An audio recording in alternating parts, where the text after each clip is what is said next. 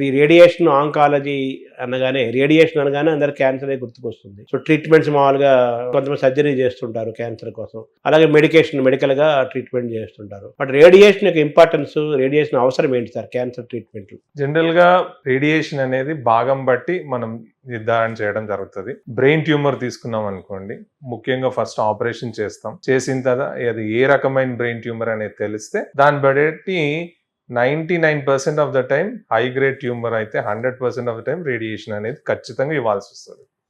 అదే మెడ, గొంతు క్యాన్సర్స్ తీసుకున్నాం అనుకోండి, వీటిని ప్రత్యేకంగా ఏమంటాం, హెడ్ అండ్ నెక్ క్యాన్సర్స్ అంటాం. సో వాటిల్లో ఎక్కడైతే ఆపరేషన్ చేయగలరో, ముఖ్యంగా నోరు భాగం క్యాన్సర్ కి ఆపరేషన్ చేసిన తర్వాత వాళ్ళకున్న లక్షణాలు బట్టి హై రిస్క్ ఫీచర్స్ అంటాం. ట్యూమర్ ఏమన్నా బాగా పెద్దగా ఉంది, T3, T4 డిసీజ్ అంటాం.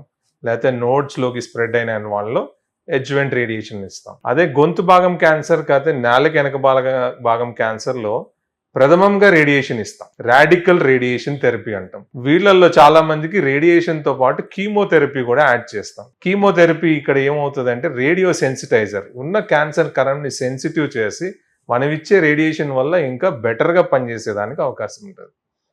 సో దానికి రాడికల్ కీమో రేడియేషన్ అని, ముఖ్యంగా గొంతు భాగం క్యాన్సర్ కి హైపోఫారింగ్స్ అని, లారింగ్స్ అని, పోస్ట్ క్రికాయిడ్ అని. మళ్ళీ అట్లనే కొంచెం కింది భాగంకి వచ్చామనుకోండి, ఛాతీలో, ఊపిరితిత్తుల్లో సర్జరీ ఇంపార్టెంట్ చేయగలిగితే.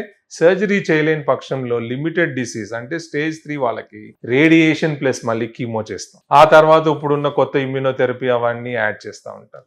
అదే అన్నవాయు క్యాన్సర్, ఈసోఫేజియల్ క్యాన్సర్ అంటాం. ఒకప్పుడు ఏంటంటే ఫస్ట్ సర్జరీ చేసేవారు, ఆ తర్వాత వాళ్ళకి చెడు లక్షణాలు ఉంటే అప్పుడు రేడియేషన్ చేయడం, కీమో చేయడం వల్ల బాగా ఇబ్బందులు ఎక్కువ ఉండేవి. దానిలో ఇప్పుడు ఏంటంటే ప్రథమంగా ముందే రేడియేషన్ కీమో ఒక 4.5 వారాలు చేసి దాన్ని సైజ్ తగ్గించి అప్పుడు ఆపరేషన్ చేయడం. దీనివల్ల ఏమవుతుంది అంటే ఏదైతే మనం పేగుకి రేడియేషన్ ఇస్తామో దాన్ని తీసేయడం జరుగుతుంది. మన పొట్టని తీసుకొచ్చి పైన కుట్టేస్తారు. సో దానివల్ల పేషెంట్ కి క్యూర్ అనేది ఒకప్పుడు ఈసోఫేగస్ క్యాన్సర్ లో <5% ఉన్నది ఇప్పుడు ఇంచుమించు 40 to 50% పెరిగింది.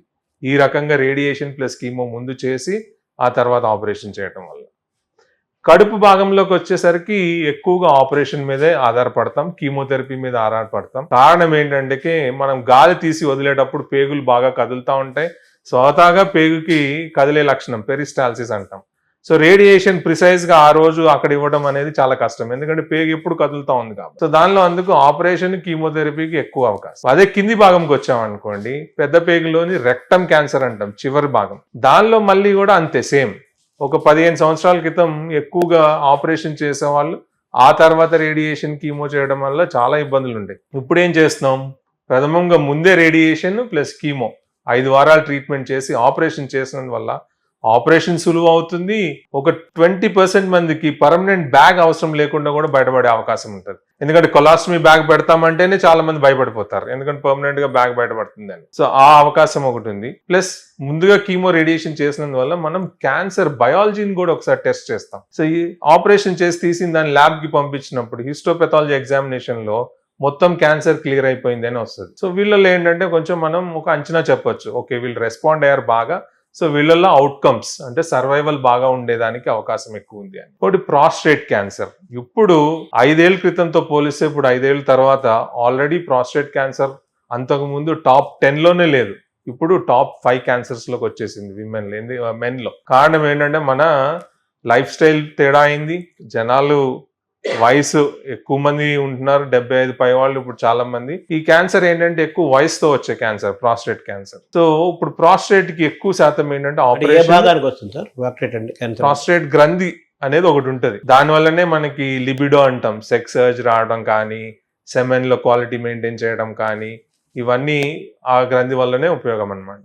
సో ఏజ్ పెరిగే కొద్దిగా ఎందుకో తెలియదు కానీ దానిలో చాలా జన్యు మార్పులు జరిగి వాళ్ళలో క్యాన్సర్ ఎక్కువ వచ్చే అవకాశం ఉంటుంది. ఎంత తేడా అంటే 65 లోపల వాళ్ళకి 1 in 9 ఉంటే 65 అబోవ్ వాళ్ళకి 1 in 6 నుంచి 1 in 3 అట్లా ఎక్కువ అయ్యేదానికి అవకాశం ఉంది. అంటే అది మ్యూటేషన్ అంటారా దాన్ని?